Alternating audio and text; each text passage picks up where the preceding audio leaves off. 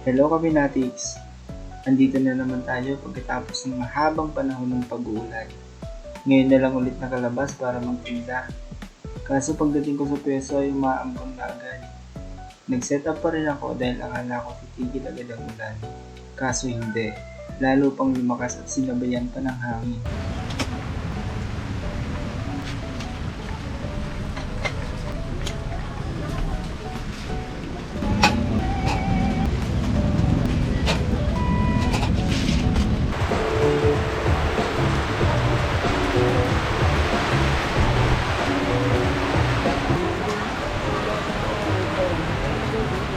So